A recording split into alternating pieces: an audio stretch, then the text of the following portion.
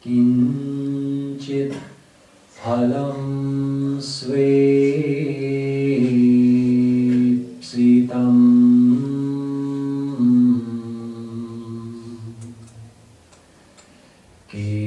kechit swargamathapavarga mapare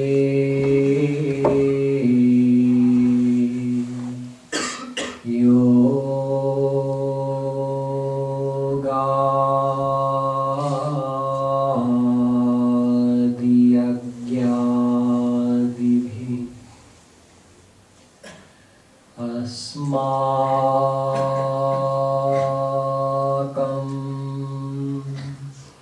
yadunandanangri yugaladhyanavadhanarthina kim lokena dhamena kim nripatina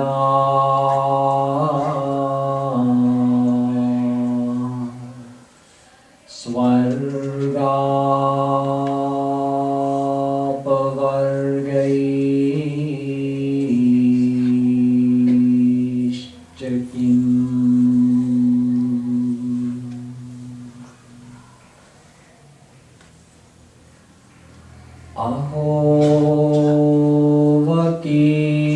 ahovakiyam stankalkutam jighansayapayayadhapyasadhvi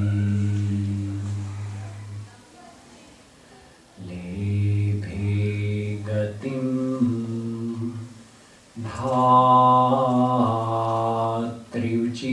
dhatriuchitam tatonyam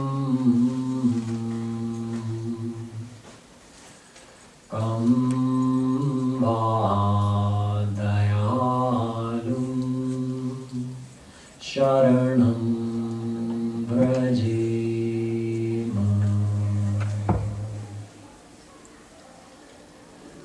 Namah Kamalnabhaya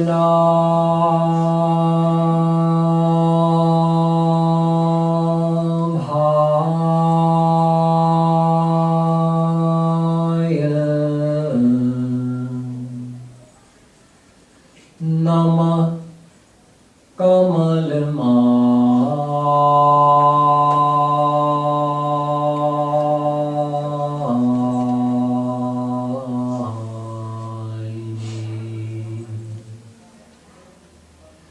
Namah Kamaladaya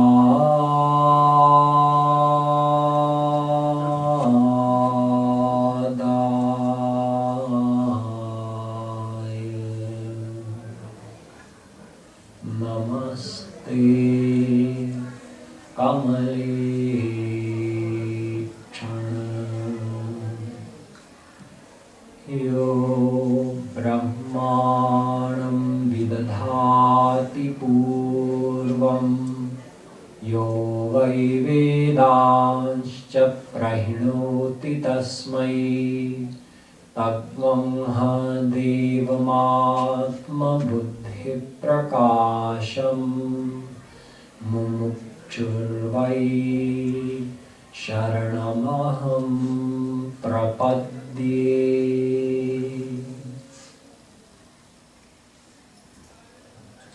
The divine souls.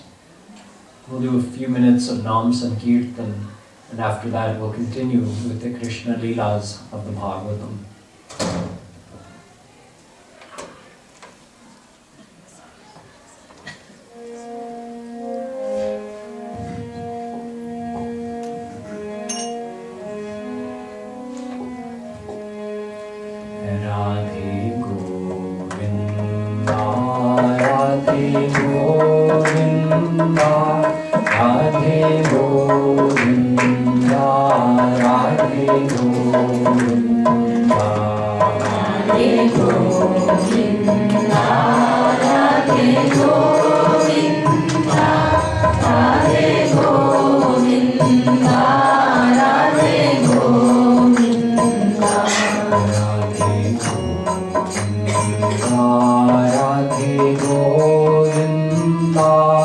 Radhe Govinda,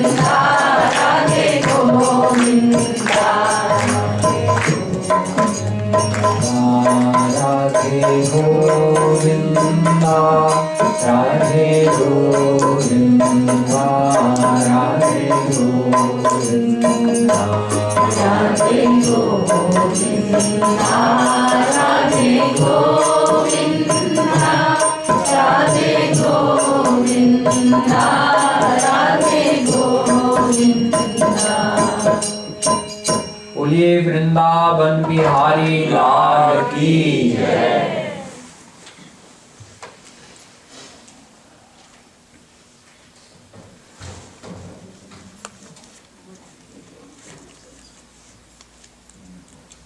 Yesterday we finished with the Leela where Brahma tried to test Krishna, and then he ended up surrendering to Krishna and admitting that he had made a mistake by doubting Shree Krishna's divinity, and by trying to analyze his leelas with his intellect, because leelas are not meant to be intellectually analyzed.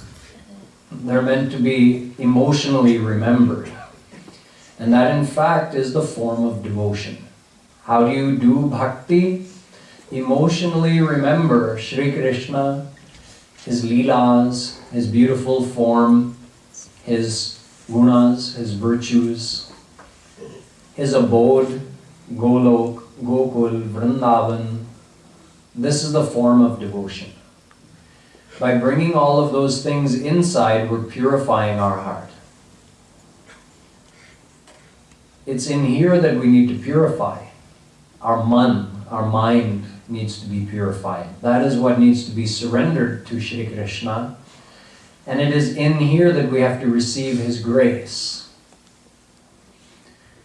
And the only thing preventing us from that is the fact that our heart is impure. So how to purify it? Sri Krishna tells us in the Bhagwatam.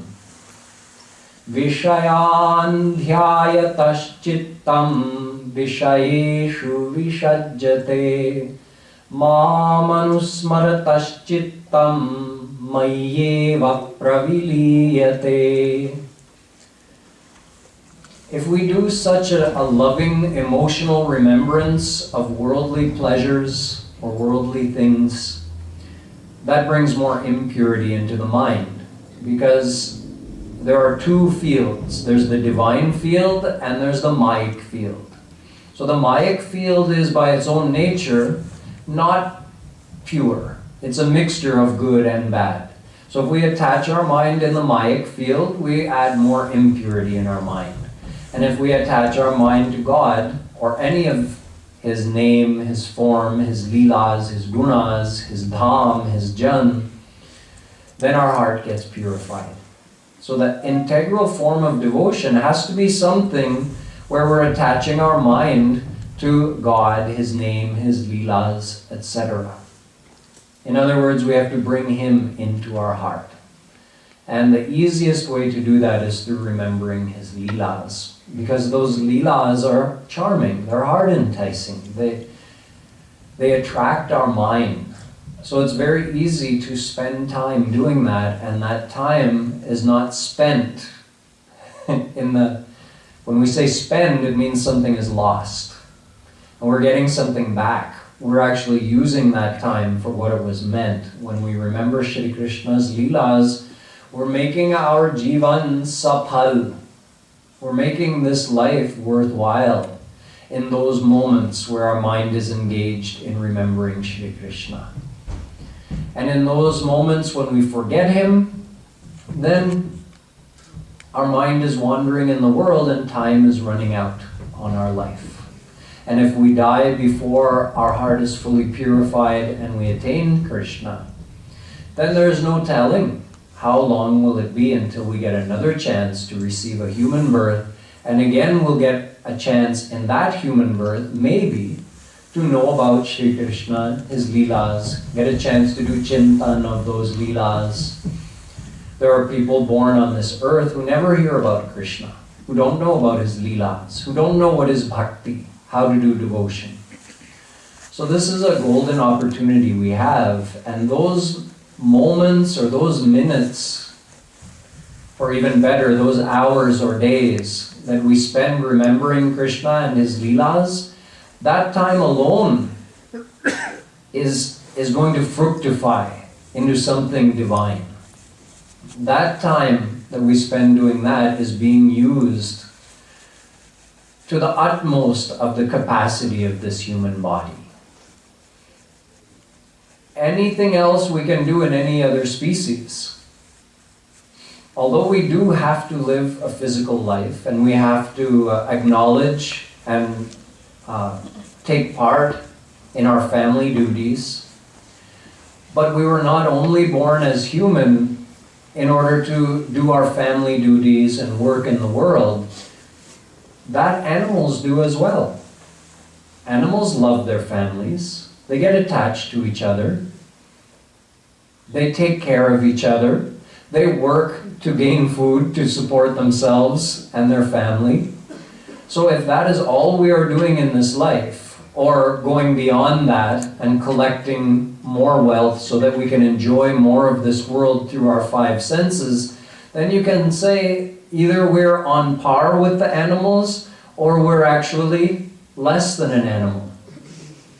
Ahara nidra bhaya maithunancha samanya metat pashubhir naranam jnanam hitesham adhiko vishesho jnanena hina pashubhi samana.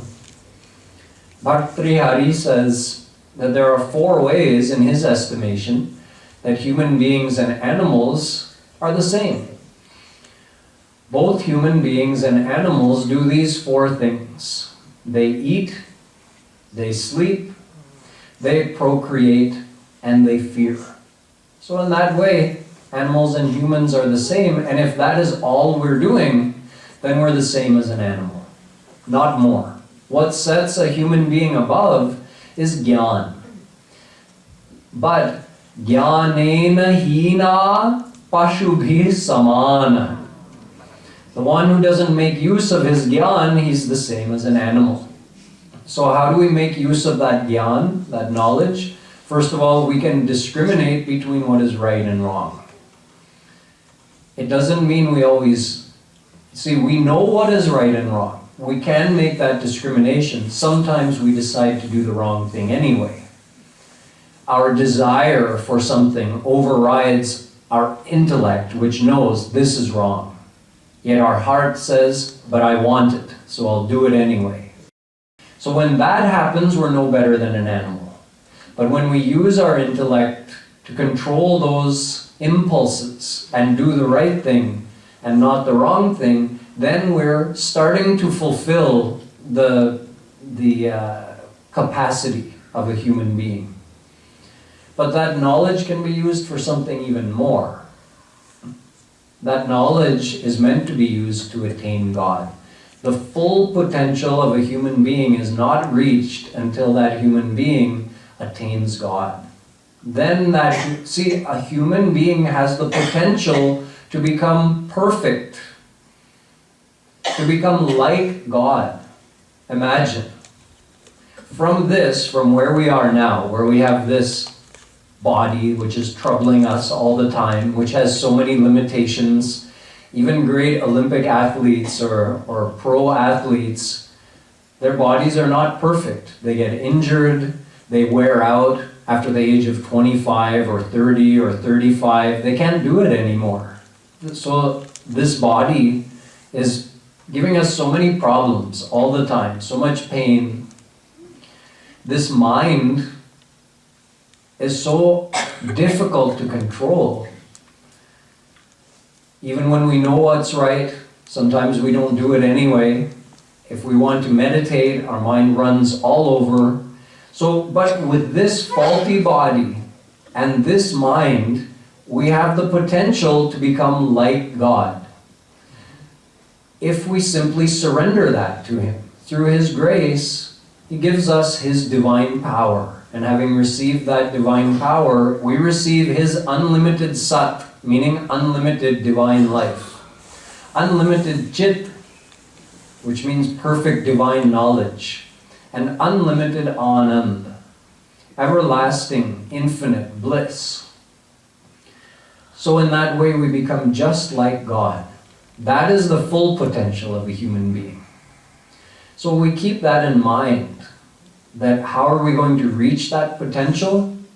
The only way to attract our mind really strongly in that direction towards Krishna is through His leelas. And that is why those leelas are like a treasure of a true devotee. So the Bhagwatam is an authoritative source for those leelas. So we started from Shree Krishna's appearance and his birthday celebration in Gokul. And we've gone right up and covered the first 5 years of his life with the main leelas which are described in the Bhagwatam. Not every single happening of every day is described in the Bhagwatam, just a few main leelas here and there. Hari Ananta, Hari Katha Ananta. Bhagwan's leelas are uncountable in number. There's no way to record all of them in one single scripture or even in a million scriptures. There's no end to Krishna's leelas. So the main ones are recorded in the Bhagwatam.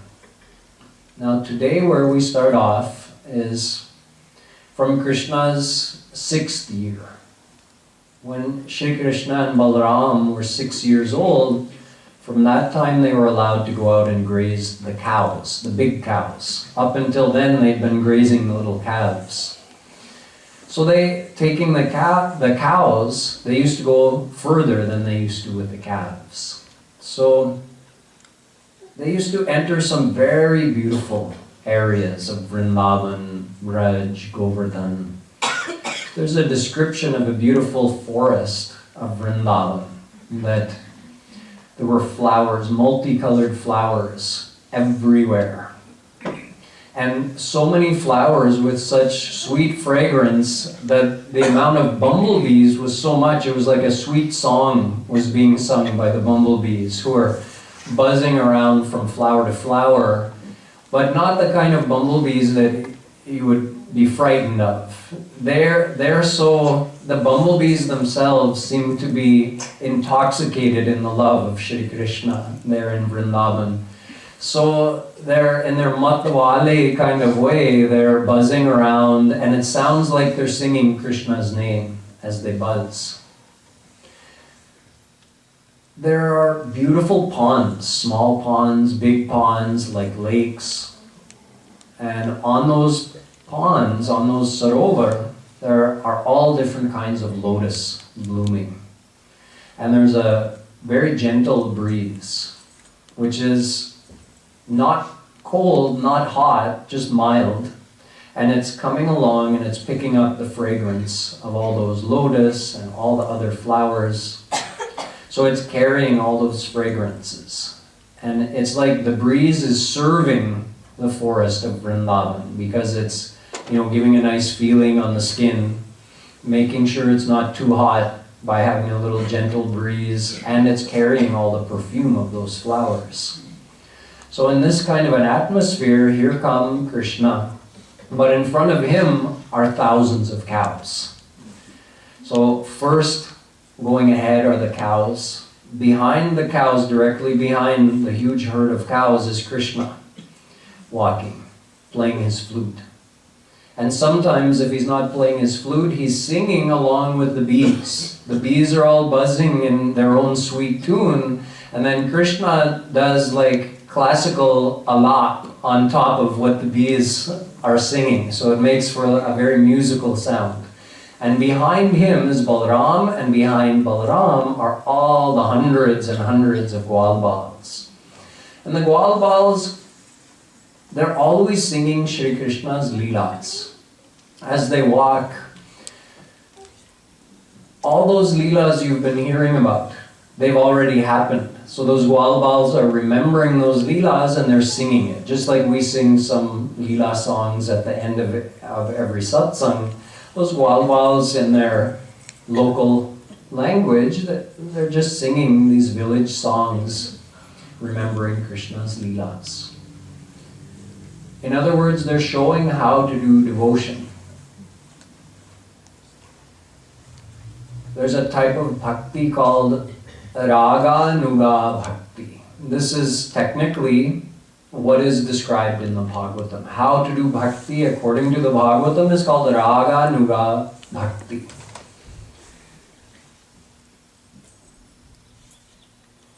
Raga Nuga means Rag Anugat. Rag means love, attachment of the mind. So Raganuga Bhakti means loving Krishna In the same way, anugat means in the same way. Rag anugat. So loving Krishna in the same way as the Brajvasis loved him, that's raga anuga bhakti.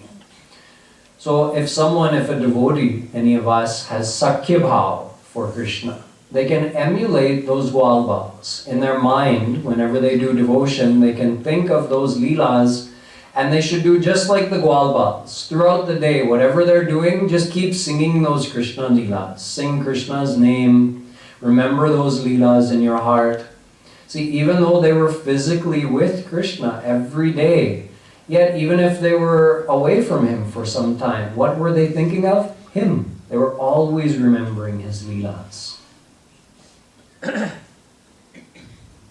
Sometimes Krishna would, there was a bird at that time called Hansraj. So this is like a swan, you can say, but more regal. It's like a regal kind of swan. So these swans had a particular kind of call. So sometimes Krishna would go when the swans were calling, and he could make his voice just like that, and he would call along with the swans. Or if there were some peacocks dancing, maybe they were excited because there were some storm clouds, so the peacocks get excited and start calling and dancing. So then Krishna would make the same kind of sound from his throat, like the peacocks, and he would start dancing along with them, like tumuk, tumuk, almost like he was mocking the peacocks. And they felt, the peacocks felt happy that Krishna was doing that and playing with them in that way. Sometimes if Balaram got really tired from all the playing when they were out grazing the cows, he would lie down with his head in the lap of one of the Gwalbals in the shade of a tree, and Krishna would press his feet and press his legs. Or maybe he would take a big leaf from a tree or a plant and he would fan him if it was a hot day. Sometimes Balaram and Krishna would get amused by the other Gwalbals. The other Gwalbals, maybe they would, sing some songs or do some dances to kind of please or amuse Balaram and Krishna. So then Balaram and Krishna would stand up and they'd go, wah, wah, wah.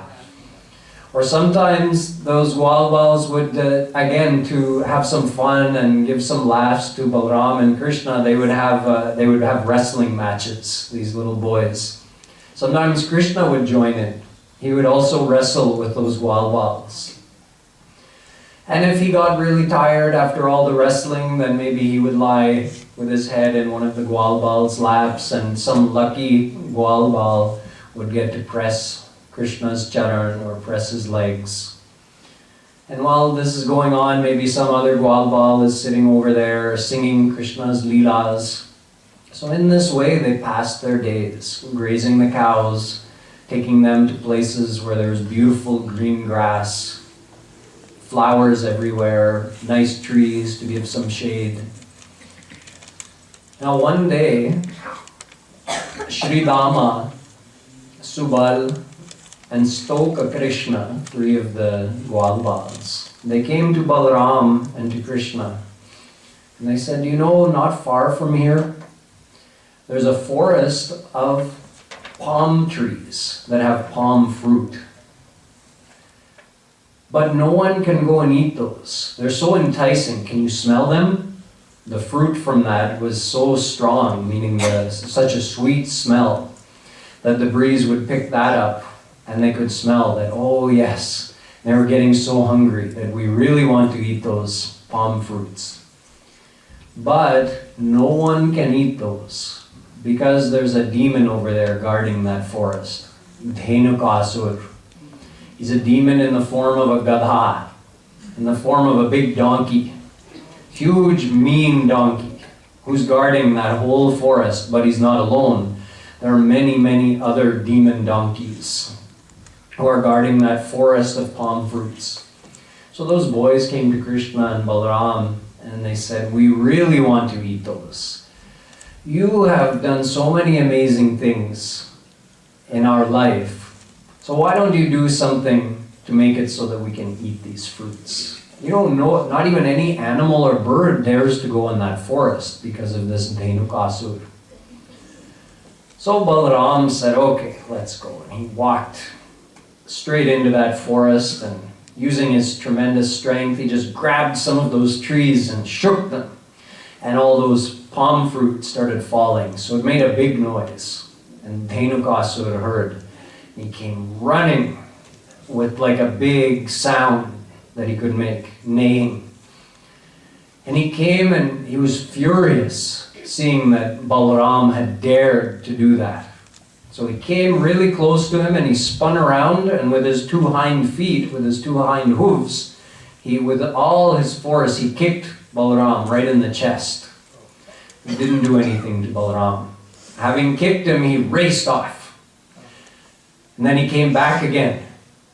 And he spun around, and he was just getting ready to kick him again, and Balaram with one hand, keep in mind this donkey is huge, probably as tall as the roof. With one hand, with all that force he was going to kick him, he just grabbed both of his hind legs and his tail at the same time and spun him up and tossed him like that. And he just landed on the biggest of all of those palm trees. And that Dhenukasura came crashing down on it, and that palm tree just split and fell. And as it fell, it knocked down other palm trees. It was like a domino effect. So that one fell on another one, which fell on another one, which fell on another one. And Dhenukasura was killed by that, but now all of the other asuras in the form of donkeys, they came running. So then Krishna joined in as well. And Balaram and Krishna both dispatched all of them, just one after another. They came, they grabbed them, spun them around and tossed them. So you can just imagine the scene, all these donkeys flying through the air, landing on palm trees, knocking over the palm trees. So this was a huge forest, and the whole thing just got strewn. The whole floor of the forest was strewn with fallen palm trees, fruits from those palm trees, and the bodies of those donkey demons. So in the end, they were all done with the demons, and then they just had a big feast on all of those palm fruits. So now the Gwalbals were happy. Then, after a whole day of eating palm fruits and grazing the cows, then they came back home. Now, you can imagine that those Gwalbals, they got to spend all day, every day with Krishna. Just at night, they went to their house. Krishna went to his house. And then in the morning, they'd see him again. But the gopis were away from Krishna all day, every day, while he was out grazing the cows. Yet, they were doing the same thing the Gwalbals were. Yadohane vahanane mathano pale papring khanar bharulito kshanamar janadau Gayanti chaina manurakta dhiyo shrukantyo dhanya brajastriya uruktrama chittayana. The ladies of Mathura are praising the gopis of Braj, and they're saying that no matter what they do all day long, they're always engaged physically in some kind of household chore, whether it's tending to their children, to their babies, milking the cows, churning the curd to make butter, cleaning the house, cooking something. Whatever they're doing, all the time, Krishna is in their mind and in their heart. And they're singing his name and singing his leelas, either in their heart or out loud. And there's always tears coming from their eyes, in loving remembrance, in love for Krishna, and also in separation for him. Because when you feel a longing to be with someone you love, then it can bring tears as well. So the gopis had always tears coming from their eyes. And they just spent all day, every day, thinking of Krishna while they did their worldly duties. So this is an example, a perfect example of how we are meant to live in the world, with our mind in Shree Krishna. The gopis were karma yogis. Karma yoga means tan kar mein man yaar mein. That's karma yoga. Physically doing something, but having your mind, the loving attachment of your mind somewhere else with your friend. Like you're driving a car, but your heart is having some loving feelings for someone that you're attached to. The gopis were perfect karma yogis. They never forgot Krishna even for a second. Yet they never ignored their duties either. They did all of their family duties to each member of their family, their in-laws, their husband, their children. They did everything. But their love was for Krishna. So they spent the whole day waiting for when will Krishna be back. Now, at the end of the day, every day Krishna would come back. Of course, the cows would be in front. Then would be Krishna playing on his flute, playing a sweet tune on his flute. And from being out the whole day, Krishna had fairly long black hair, you can say shoulder length black hair or a little longer, which was ghungarali. It wasn't straight, it had like tresses, waves. And then after being out playing the whole day, it would be a little bit entangled. And he would have so much dust on him from being out playing, and because the cows are walking in front, so many hundreds and thousands of cows, they're going to kick up some dust, and then that dust would come on Krishna. So all the descriptions of Krishna coming home at the end of the day, they described that his ghungarale baal, and him covered in like a thin layer of dust. And it was so beautiful, that vision of him coming, and the sound of his flute. And as he walked, and as soon as the gopis heard the sound of his flute, they would all rush out of their house to have the darshan of Sri Krishna returning home. And behind him, Balaram and all the hundreds and hundreds of Balbals. So as Krishna walked, he knows the heart of each one of his devotees.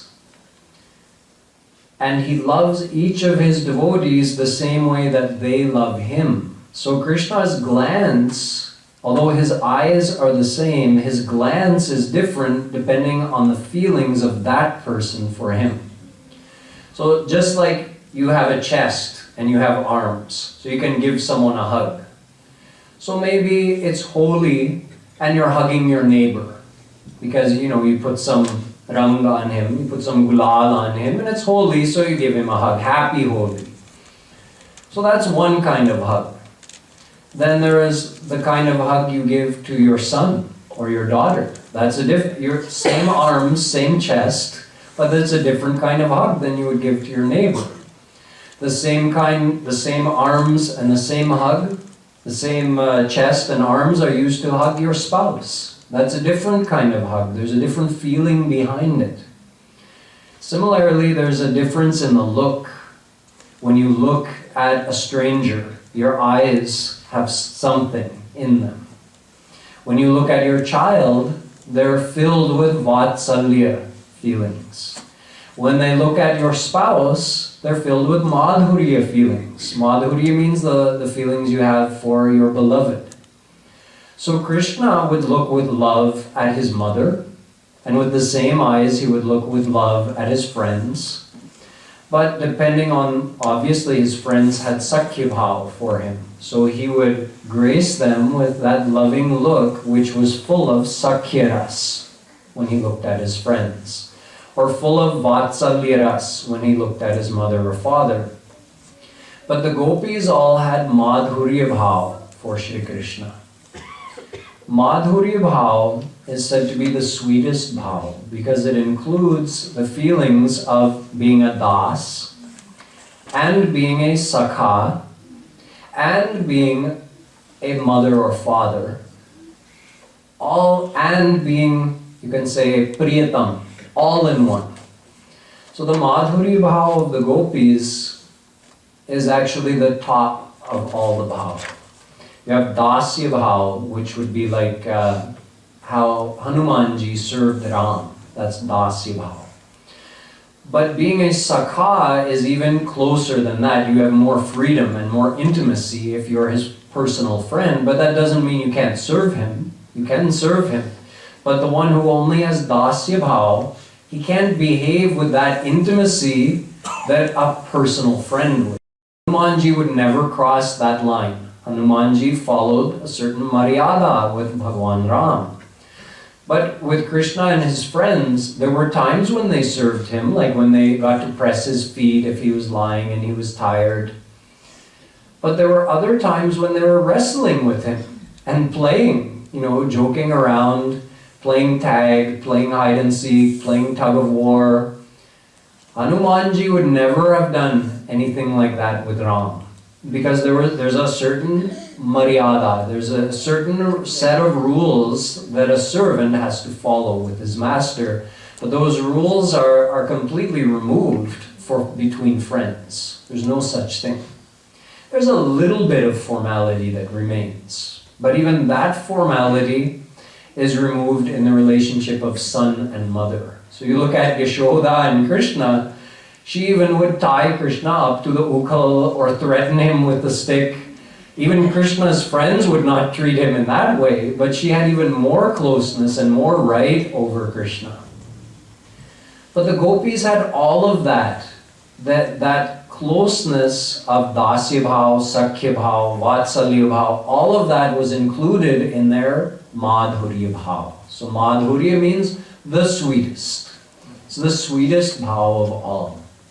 So the gopis had access if they wanted to serve Krishna and behave as a servant. They could do that like someone in dasya bhav could.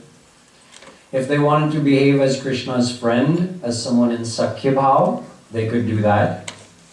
If they wanted to behave like Krishna's mother, they could do that like someone in vatsalya bhav. And if they wanted to love Krishna with all the feelings of their whole heart, like you would love your priyatam, your divine beloved, the gopis could do that.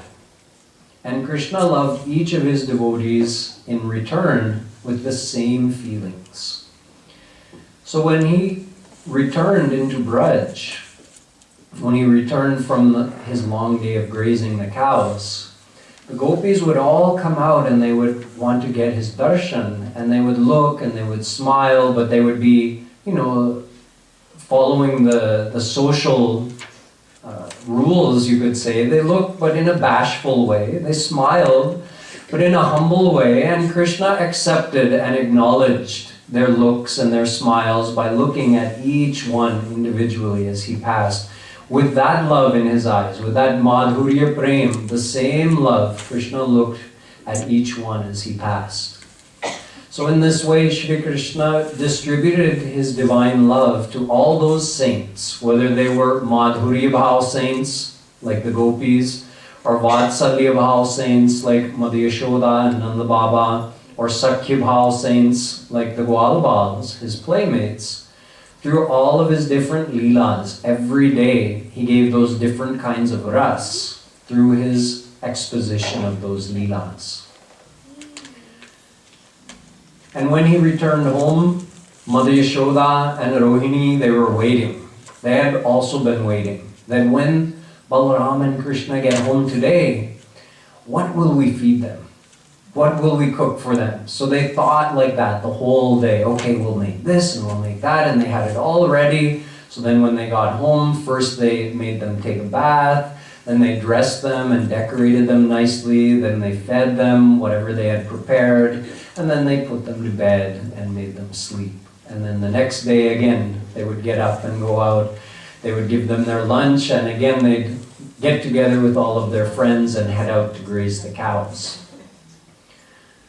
Now one day it happened that Shree Krishna went out without Balaram. He went out with all the Gwalbals, but Balaram did not join them on that day.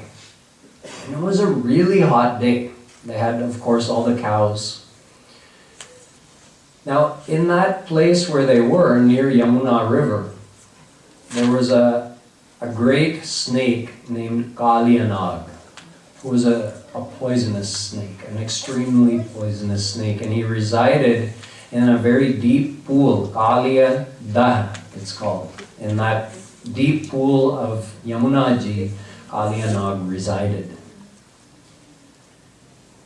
Now the boys knew that Kaliyanag was there, but in the heat of that day, they were so thirsty, and the cows were so thirsty, they just somehow didn't think of it, and they all went and drank from Yamuna, in that very place where Kaliyanag was. So all of the cows and all of the Gwalbals, they all fell unconscious, like dead, on the side, on the bank of the river. And then Krishna came and saw, what? My friends drank that poisonous water of Kaliya Dham, and now they all are dead? So he just looked with one glance, with his, like, you can say it was like amrit, like nectar in his eyes, and they all just regained consciousness.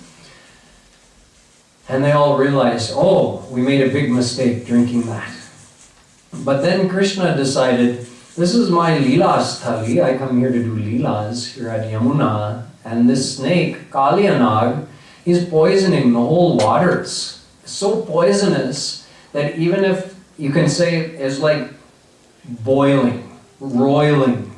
That water was like yellowish and reddish because of his poison just, coming out all over. And it was so hot, it actually made the water boil. And if even a bird would come flying low over the surface of Yamuna, and some of the fumes from that came up, the bird would just fall in and die.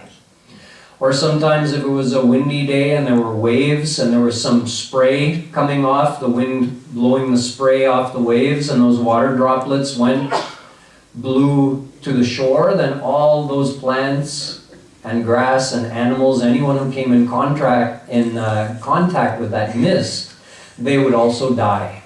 So the whole area was barren. Shree Krishna decided it's time to do something about this. So he climbed a really high kadamba tree that was right on the edge, and its branches leaned out over. So he climbed right up to the top of that, and he jumped on one of those branches. First he, cinched up his dhoti, then he jumped right into the water. And then using his tremendous strength, he just went back and forth with his arms, and he stirred up the water so much. He was creating these huge waves. The water level rose, it says in the Bhagwatam, 600 feet. He was creating such a ruckus. So Kaliyanag heard all of that, and he came to see what's going on. And he saw Krishna, this young boy, 6-year-old Shree Krishna, and he was attracted by his beauty, actually. He saw how, sham colored he was, and what a beautiful face and beautiful dress he had, and his beautiful black hair. Yet, Kaliyanag, although he was attracted to the vision of Krishna, he was also angered by this boy. How can he just fearlessly be playing in my part of Yamuna River? No, that cannot be. So he just charged at Krishna, and he bit him in many places and wrapped him up with his long body. And Krishna became motionless. Now all the Gwalbals and the cows, they were on the bank of Yamuna, and they were actually seeing this happen. And when the Gwalbals saw that Kaliyanag bit Krishna, and now he has him wrapped up and Krishna's not moving, almost like he looks unconscious, those Gwalbals fainted in grief. Their love for Krishna was so much they couldn't bear the thought. So they all of them fainted. And the cows even were in so much distress, they were looking and just like couldn't turn their head, and they were making, bellowing sounds and looking so restless and distressed and worried about Sri Krishna. Then over back in Nandagaon, back in Braj, Nanda Baba and other gopis and gopis, they were seeing some inauspicious signs, some omens that were foreboding. So they thought, something must be wrong. So many amazing things have happened since Krishna has been here. Something might be happening to Krishna. Nanda Baba thought, Balaram didn't go with Krishna today. I hope nothing bad has happened. So they all rushed. All the gopis, the gwals, they rushed out. And the gopis as well joined them. And although all of this was going on, Balaram was with them. Balaram was watching everybody getting worried. Watching his father, watching his mother, all the elders, the gopis, the gopis. He's seeing them in their agitated state, and Balaram is smiling to himself. He didn't say anything to anybody, but he's just smiling to himself, thinking, I know who my little brother is, and I know we don't have to worry. So he just went along. And they all went out thinking, where's Krishna? Where is Krishna? But they didn't have to go far to figure it out, because they saw his footprints. Shree Krishna has very distinct markings on the soles of his feet. So they could see that in the dust on the ground of Braj, of course mixed in with all the cows and the gwal-bals, but every once in a while they would see one of Krishna's footprints. So they followed them down towards Yamuna. And when they got close, then all the gwal-bals saw, oh, Krishna's wrapped up by Kali and Nag and he's not moving. So again, all those gwal-bals, also, not the gwal-bals, the older, the gwal-bals' fathers, they saw that and they fainted. The gopis came with Mother Yashoda. They were distressed. They didn't lose consciousness immediately, but they saw Mother Yashoda running. She was going to run and jump in Yamuna, in that poisonous water, and go and try and free Krishna from Kali and Nag. But all the gopis stopped her. No, you can't jump in. You'll die if you jump in. That won't be helping. So they held her back. Then Nanda Baba regained consciousness, and he was getting ready to jump in, and many of the other gwals were getting ready to jump in and help Krishna, but Balaram stopped them all. He said, no, you can't jump in there. So seeing the distress of his family and all of those Brajwasis and all of his friends, Shree Krishna said, okay, enough of this Leela of being caught by this snake. So he made his body puff up. He became bigger and fatter and fatter and fatter until Kali and Nag felt like his body was actually going to burst under the pressure from Shree Krishna, so he had to release him. So he released him, and then again he tried to attack. But this time, Shree Krishna, he started dodging back and forth. So Kali and Nag would, strike here, and Krishna would just dodge over to that side. And he'd strike here, he'd dodge to the other side. So in this way, Kali and Nag started to get very tired from chasing him around. And when that happened, see, Kali and Nag had 101 heads. So one body, but then it's split into all these different like a python. 101 heads. So Shree Krishna, when he started to get tired, when the snake got tired, Shree Krishna jumped up on top of one of those heads. And then he started dancing in a classical style. Yeah, in a classical style with all the proper beats. And when the celestial gods saw that Hamare Prabhu ki ichha hai nritya karne ka, so then they all decided, okay, we'll play the musical accompaniment. So the Gandharvas, they all came and they started playing the classical music. So then to that music, Shree Krishna danced on all of Kali and Nag's heads. So he would dance on each head until he bowed down that head. And whatever head wasn't bowing, Krishna jumped up on that one and danced. So the striking of his feet was subduing Kali and Nag. Eventually, Kali and Nag was completely subdued by Shree Krishna. And Krishna jumped off. And Kali and Nag's wives came and prayed to Shree Krishna. They were also in the form of snakes. And they prayed, please have mercy on him. Don't kill him. He's our husband and we know that he's papi. We know that he sinned against you, that he did many wrong things. But your anger is also kripa. They said, when you get angry on someone, like you did on Kalyanag, we know that you are only gracing that person. That through your anger, what are you trying to destroy? You're trying to destroy their sins. And you're trying to elevate them, make them have kalyan.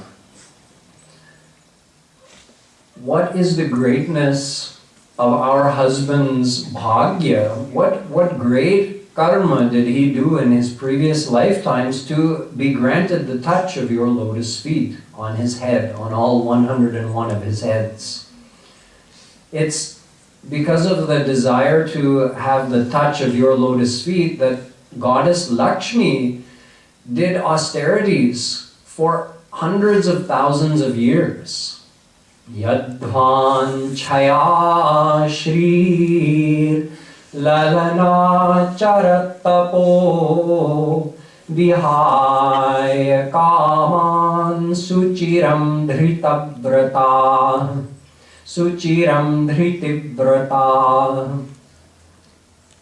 They exclaimed that Lakshmi went renouncing everything, and she did devotion, she did austerities for a long, long time with just this desire to receive the touch of your lotus feet, Shree Krishna. And you awarded that to Kalyanag? What great karma did he do to receive that? Nanak prishtham na cha sarvabhaumam na parameshtyam na mahendradhishnyam na yoga siddhira punarbhavam vanchanti yat padaraja prapanna. They go on to say that the one who has received the touch of your lotus feet, they no longer desire for anything. They don't desire for the seat of Brahma. They don't desire for the seat of Indra. They don't desire to rule this entire earth planet. Even if they were offered to become emperor of the whole earth planet, they wouldn't be interested. They don't desire yogic siddhis, nor do they even desire moksha, liberation. They only want to keep drinking the sweet nectar of your divine love, received through the touch of your lotus feet. This was the prayer that those wives of Kalyanag sang, which is recorded in the Bhagwatam. So Shri Krishna said, no, I will allow him to live. But he has to leave this Yamuna area because his poison is poisoning the whole river. We can't play here. And I know that he only came here out of fear of Garud, because Garud and Kalyanag, Garud is Krishna's divine carrier, like a divine eagle, you could say, who carries him. So he has an enmity with snakes. So he and Kalyanag had this enmity going, but of course Garud, no one could match with him. So Kalyanag had to flee to the one place where Garud couldn't go. Saubhari Muni had cursed Garud. It's a long story, we won't go into it tonight. He had cursed him that you can never enter this pool of Yamuna. So knowing that, Kalyanag left Ramanak Dweep, which is a big island out in the ocean where all such snakes live. He had to leave that place out of fear of Garudji, and he came and he started living in this pool in Yamuna. So Shri Krishna said, you no longer have to fear Garud because now you have my footprints on your head, and seeing my footprints, Garud will never harm you. So now you and your family can return to Ramanak Dweep. And that was the end of the Kalyanag Leela.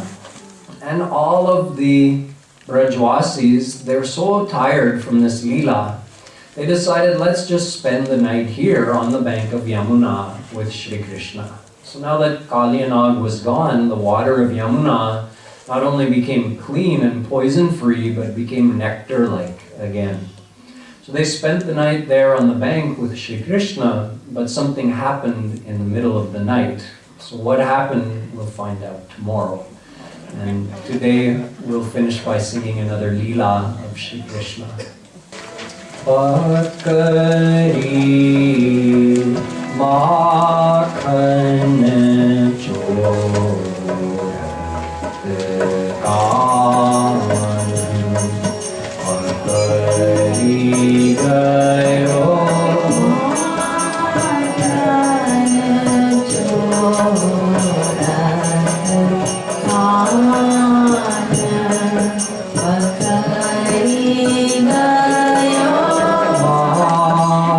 kaan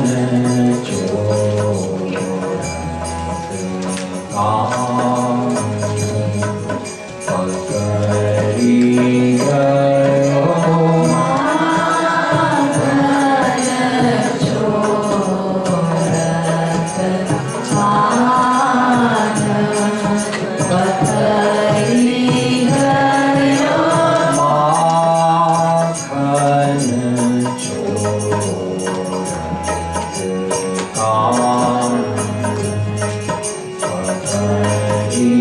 gayo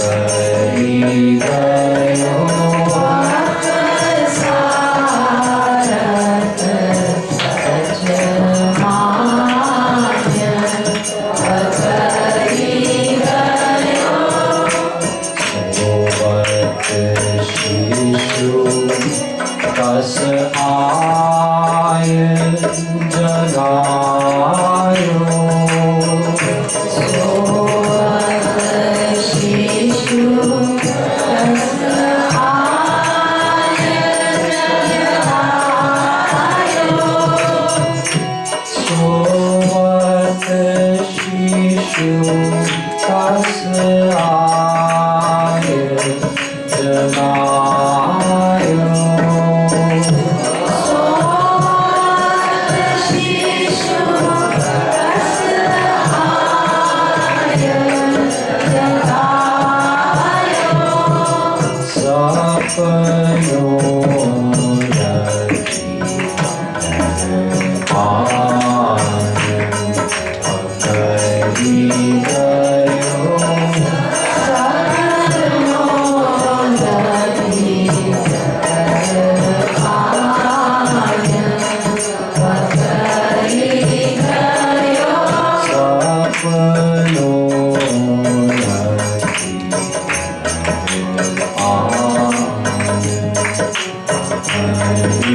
Janayo